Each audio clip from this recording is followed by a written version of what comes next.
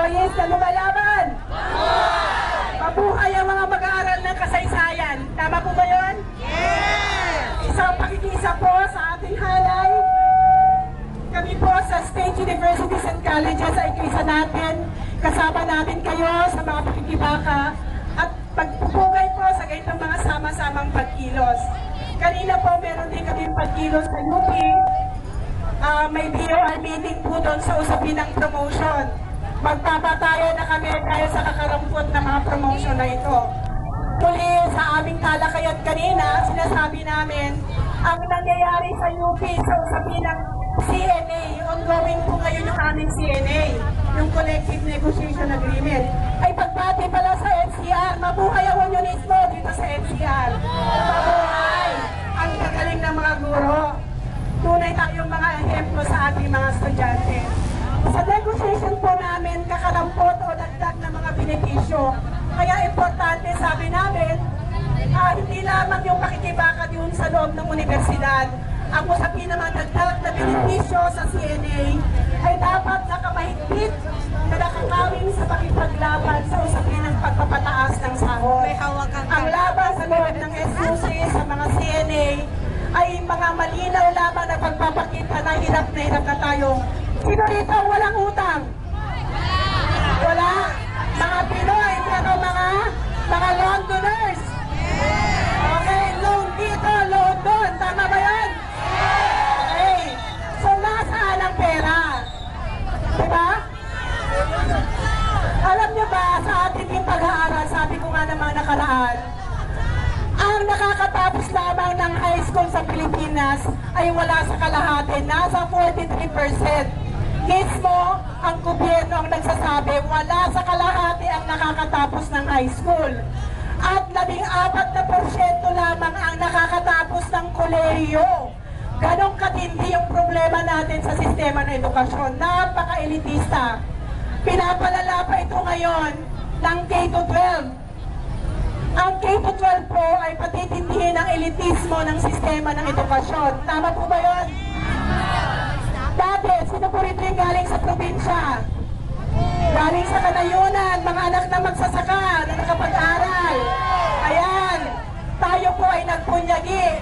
Pero dahil po sa K-12, ang mga anak na mga magsasaka, ang mga nasa kanayunan, kawawa po yung mga anak ng mga magsasaka at nasa kanayunan. Dahil hindi lahat, kahit 11 and 12, yung senior high school, baka hindi nila matapos. Tama po ba yun? Kaya po nakakalungkot, napasakit sa dibdib. Dahil yung pagkakataon na makapagtapos kahit ng high school ay hindi kakayanin sa kanayunan.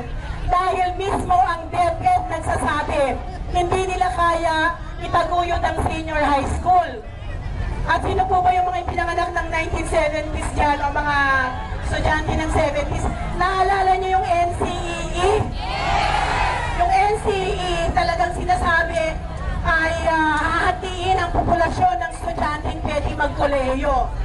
Ganyan na po ang gagawin din nila sa K-12. Yung K-12 na yan, hindi lamang kolehiyo, kundi sa high school pa lang sasalain ng estudyante. At gagamitin pa nila ang mga guro para salain ng estudyante. Papayag pa tayo doon? Yes! Kaya po talaga, alam niyo rin po ba, epekto rin ng K-12 ay yung CHED Memo 20 kung saan. Ngayon po sa kolehiyo po nga ay nilipat na sa high school yung mga tuturo sa senior high school.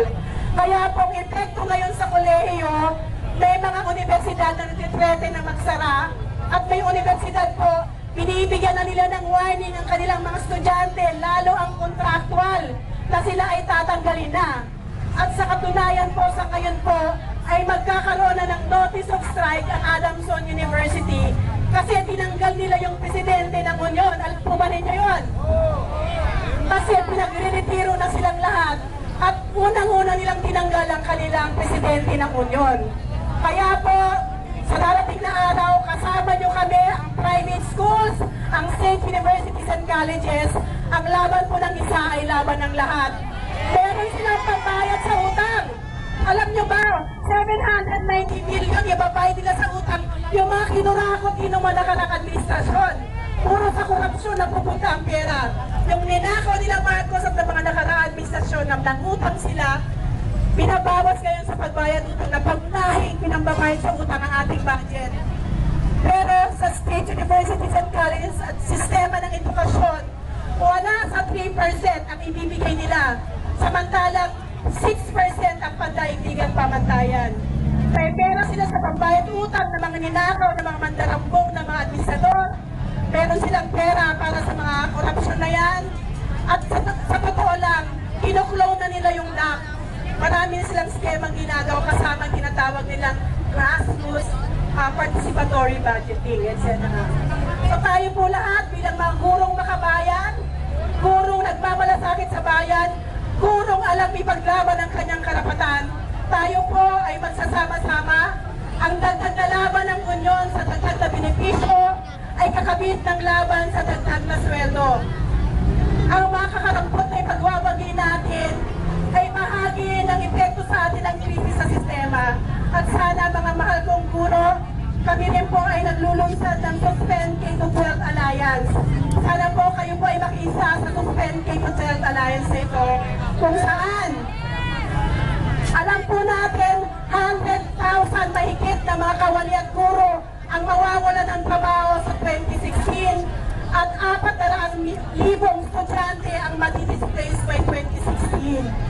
Hindi po tayo papayag, magiging kasangkapan tayo para tayo ay paghatiin at lalong maging mawala ng pagkakataon ng mga bata at anak na magsasaka sa kanayunan. Payag po ba kayo doon?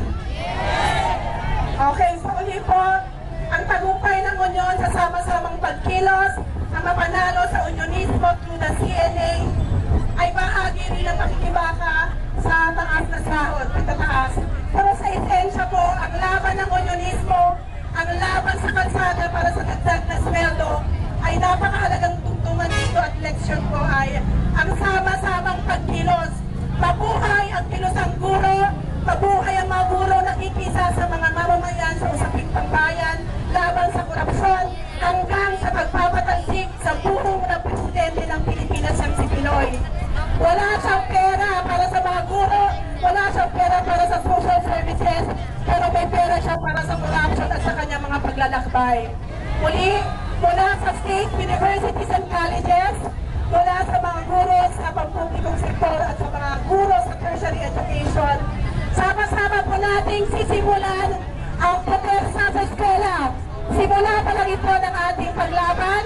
Mula ngayon, hindi natin pitigilan ang laban hanggat hindi natin nakakamit ang para sa atin. Tama po ba yan? Okay, tuloy ang laban, tuloy ang pakikibaka. Isang magandang hapon sa ating lahat. Maraming salamat po, Ma'am Melania Agad. At ngayon po mga kasama, mukhang nanginginig ang Malacanang. Sumagot po sila ngayon lang, no? At may sinabi po sa atin si Edwin Lacerda. Mukhang kinabahan ata sila doon sa ating ginawang sit-down protest kaninang umaga. At ang sabi sa atin mga kasama, wala na akong kakayahan ang gobyernong ito na magbigay ng sahod. Papayag po ba tayo dyan? At lalo, yung mga kasama ho natin sa Bacolod City ay umalis dahil sa kanilang mga paaralan. Pinauwi ng maaga yung kanilang mga estudyante at nagsilabas na sa kanilang paaralan at nag-roll! Ang masakit dito, may pera sa DAP, may pera sa korupsyon, walang pera sa pagtaas ng sahod ng mga kaguruan at ng kawani. Papayag pa ba tayo rito? Ang masakit pa, sabi kanina ni Mama Bad sa K-12, parang lumalabas na ang mga guro ay magiging bugaw ng mga estudyante.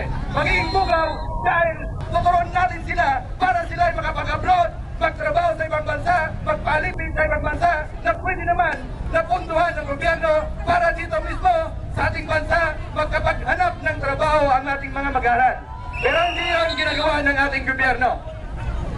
Kita-kita no na sa ginagawa mo sa atin ng gobyerno ay mukhang nalilitan yata sila sa atin. Parang minamaliit yung ating kakayahan. Kaya dapat yata natin i-muscle flex pa yung ating mga kakayahan. O kailangan yata natin ipakita na kaya-kaya natin iwanan yung ating mga classroom para sa tuluyang pagmamasid. Paglilinaw natin ngayon dito ay ang pagtaas ng ating sahod at ang pagbabalik ng ating local allowance mula sa Bipay Globe Banco tungo sa pagbabalik sa land bank. So dalawa yung ating pinaglalaban. Ang pagtaas ng sahod at yung local allowance natin ay balik ito sa land bank.